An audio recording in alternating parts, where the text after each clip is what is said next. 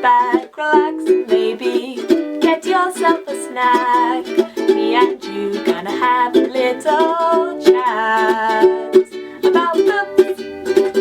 Hey guys, so I'm back, or at least trying to be. It's a new year, so I thought this is the perfect time to try and relaunch my channel, get back into making videos again. It's been a while, more than I hoped, to be honest. I have kind of been on maternity leave. My baby is now 6 months old pretty much, so I'm actually going back to work next week. Don't know how that'll go. Hopefully it'll be great. I've been doing some days like here and there with work just to kind of keep in touch, so that's been good fun and I've been really enjoying that. So I hope the transition into like going back full time will be good, but it's also just a really weird time in your life when you go from like maternity back to work. So hopefully it will spur me to have a little bit more time in the day to do filming. That is my plan on my sort of lunch hours. I'm going to be working from home a lot, so I hope that I'll be able to film a lot more at home on my lunch hours and get videos to you guys, because I've still been reading despite having a young baby and despite the world still being what it is. I have managed to get some reading done, not quite as much as previous years, but that was fully expected thanks to having a baby last year. So 2021 was pretty good overall. I ended up reading 84 books, probably a lot more than that, because if you were to count all the baby books that I read, there would be way more than that. We do a lot of reading together, me and my son, and we love it. So there are loads more books, but obviously they're titchy little board books that I didn't really want to count all of them for Goodreads. So 84 books is the grand total at the end of the year that I read. It's a little bit lower for me because I usually get at least 100, but I decided to set my target at 80 and kind of aim for that, and I was really pleased to have hit that despite having had a baby. So yeah, pretty good overall, I thought. I had a couple of really good books last year, but I didn't have as many 5 stars as I normally do, and I don't know if that is because I am personally becoming more critical, or if it just was a not as great year. I still had a lot of 4 stars, so a lot of books that I really enjoyed. They just didn't quite have that little bit of pizzazz or magic for me. So I will probably tell you guys some of the highlights from the year and maybe do some reviews of those if you're interested. I also thought I might talk a little bit in this video about what I'm going to do for 2022, reading wise, and kind of goals for the channel generally. So let's get straight into that. Let's go for a couple of the overviews from 2021 and then go straight into what's happening with 2022. So in 2021, the longest book that I read, which kind of counts because it's an omnibus, was The Revenge of Eli Monpress by Rachel Aaron. Now this series, I think I did a review on the channel of this actually. I really enjoyed this whole series, and this book is a collection of books. I think it's book 4 and 5 in the series, maybe. So it's 967 pages. So it's a bit of a chunker, but technically it's 2 books in one. The average book length for me was 436 pages in 2021, which is pretty good, I'd say. I definitely read some shorter reads overall last year, but still above that 400 mark, which I'm pretty pleased with. My average rating, I think I mentioned this already, 3.5 was my average rating. I didn't have a bad year by any means, but I didn't have a great year.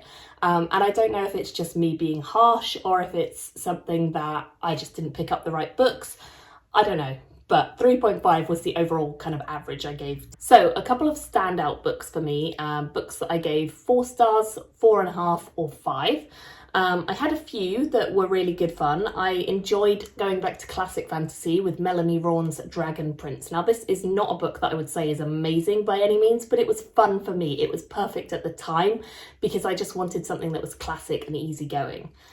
Blackstone Heart by Michael R. Fletcher is one that I read for SBFBO, and I really enjoyed that one. It was very cool, and I think I've since read the second one. I didn't rate that one as highly, but the first one I really enjoyed, and I think there's more to come in the series. I'm not sure if they're out yet, but I definitely enjoyed that one. Again, I think I've done a review of it on my channel already. I also read the S.A. Chakraborty series, City of Brass, Kingdom of Copper and Empire of Gold. I read all 3 of them kind of back to back for my book club, and I really enjoyed all of them. I particularly just fell in love with the series and the kind of setting in the desert and the different way that this one focuses your attention. So I really like that series. I think, again, I've done a review of the series and I just really enjoyed that one. So these are all books from earlier on in the year, I think, when I was actually still making videos like normal. But we might get to some more that I haven't reviewed later on. Age of Empire by Michael J. Sullivan. I finished up this series and I very much enjoyed finishing it. I think there's a new series by him now which starts with Noun, I believe. So I really need to get to that. I actually have the audiobook waiting for me. So I really do need to get to that because I finished up Age of Legend, Age of Death and Age of Empire. I also read Becky Chambers, The Galaxy and the Ground Within. Always loved Becky Chambers, can't fault her really. She just always writes fun stuff. So I enjoyed reading her books and I'll continue to pick them up. I know she's got a kind of novella series going on at the moment, which I am working my way through. I've read the first, I think the second one comes out pretty soon actually. I mentioned already Eli Mon Press, that whole series I really rated last year. It was definitely one of my top series that I read in the year and I really enjoy it. So I would highly recommend checking that series out if you haven't already. It's like a roguish thief and this very high magic world. So I really enjoyed that and I just think it's very easy reading as well, which is perfect if you're kind of in a reading slump or you want something lighthearted to kind of mix up the heavier reads. This series is perfect for that. I actually read a non-fiction book, which I was quite surprised by because it ended up getting a 5 stars from me. I just really enjoyed it. I think I was completely in the right frame of mind when I picked it up, and that was called Sex, Robots and Vegan Meat.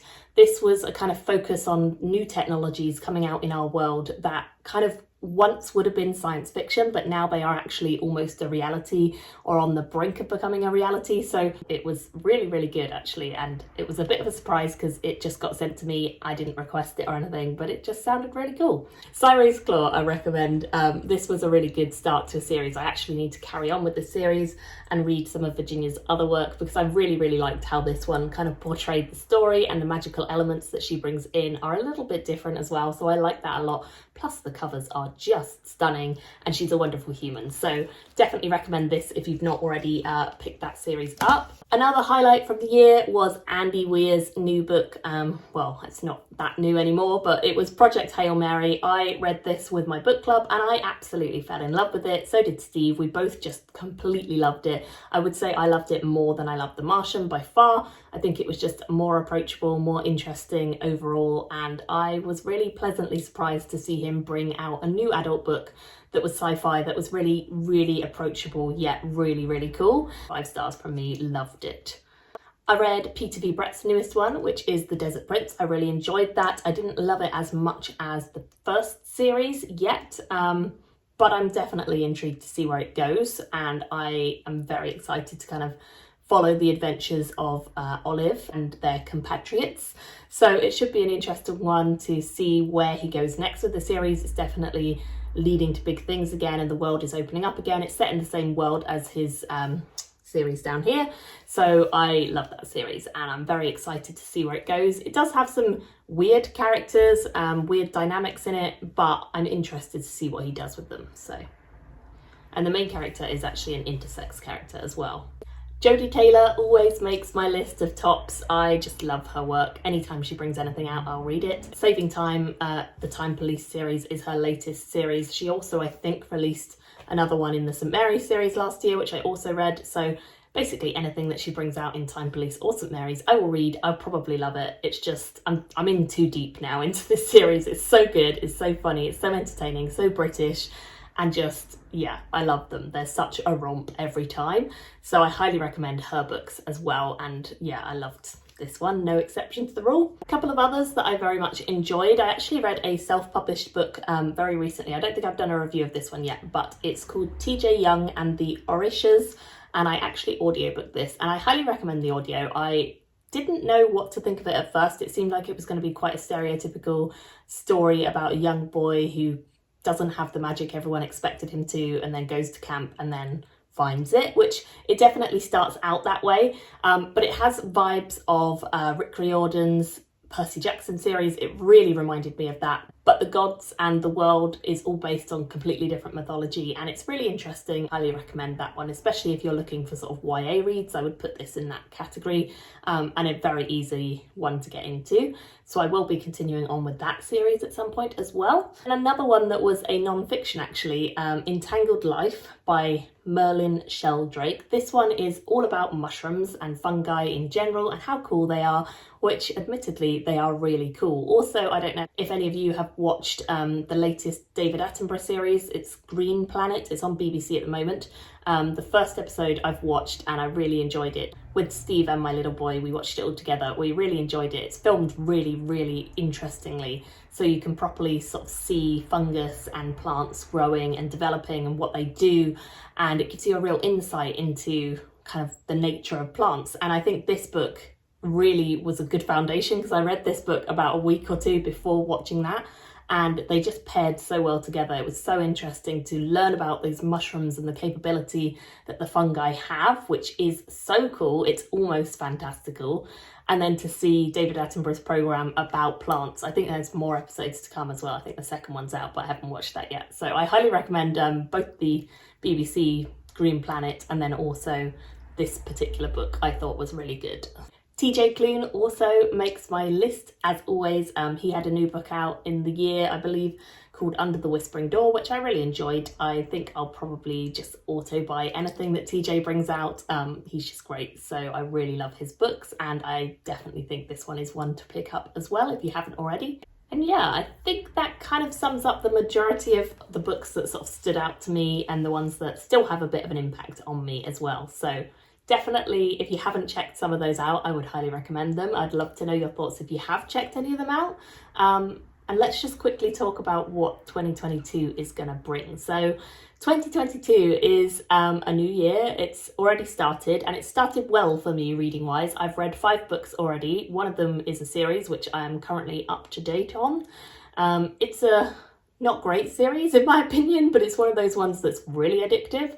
So I might do a review on that series if you guys are interested. It is the Blood and Ash series by Jennifer L. Armentrout, and I fell into the trap of it.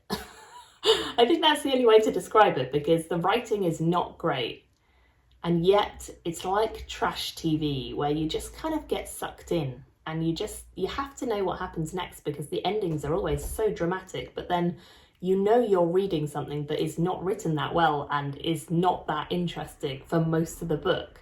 And they're huge books, and yet you still end up reading the next one. So there's 3 out at the moment. The 4th one is coming out, I think, in March. And I will be continuing, despite having rated one of them like 2 stars, because they are just addictive, definitely addictive. So if you want a review on those first 3 in the series, let me know, because I can definitely do that. It's very fresh in my mind. I only just read them. But yeah, interesting one. I've also read a new series, I'm catching up at the moment. I'm on the 2nd book, which is the most recent one, the Drowning Empire series, which starts off with The Bone Shard Daughter, and this is by Andrea Stewart. I know when the first one came out, it got so much hype, everyone loved it. It was a newcomer on the scene, bringing something different. And I meant to read it when it came out, but I just didn't get to it. And I finally got to it now. I'm now loving it. I gave the first one 4 stars. I really enjoyed it. I think it's really different, unique magic, and just so much fun and easygoing as a fantasy series.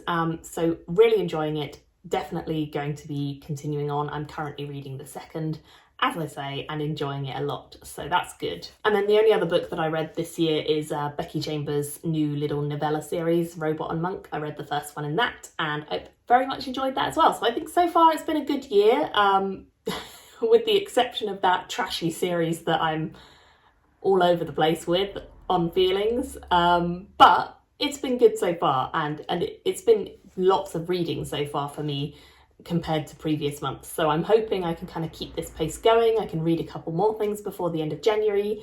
And yeah, I've got a book on the go on my Kindle. I've got one on the go on my audio, which is the Bone Shard one. I've got one on the go in physical edition as well. So that kind of leads me nicely onto my goals for 2022. Goals wise, I'm going to be flexible, because I know that having a baby means you don't know what things are going to happen day to day. So I don't want to restrict myself with reading. I'm not taking part in anything like SPFBO this year. I'm not judging anything as far as I know. And so we're going to keep things pretty open. But I think the main thing I want to focus on is reading books that just sound good to me, and hopefully they will be books that I either see someone else review and I think they sound great, or books that are already on my shelf, which I'm definitely working my way through this year. I'm determined to read my TBR of my own books that I've had for a while. I had a bit of a cull over Christmas. I got rid of lots of books that had just been sat there and just didn't appeal to me anymore.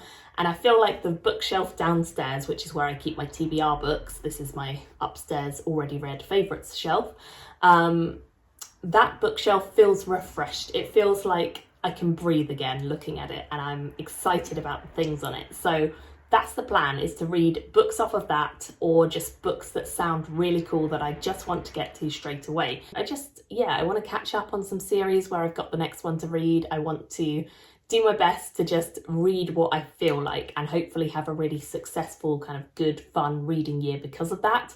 Because my time is more taken up with the baby now, and I have other things going on besides reading and YouTube, I just want the time that I do sit down to read to be really fun and to be loving the book. And if I'm not loving it, I'm probably just going to DNF it and move on to something else, because we haven't got time for bad books, let's be honest.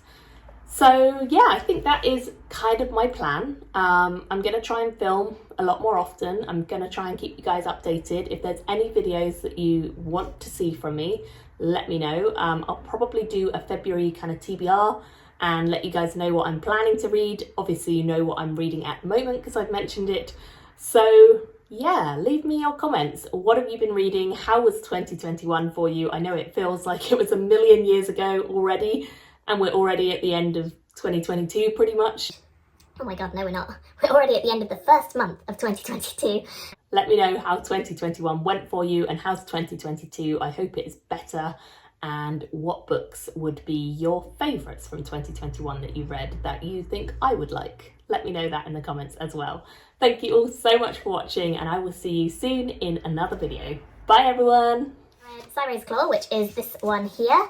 This is a self-published one, and I really enjoyed this one. I definitely would recommend. I'm holding it upside down. I'm like, why is that not working? Because it's upside down. Thank you for watching my video today. Go pick up a book, then come back and chat with me again.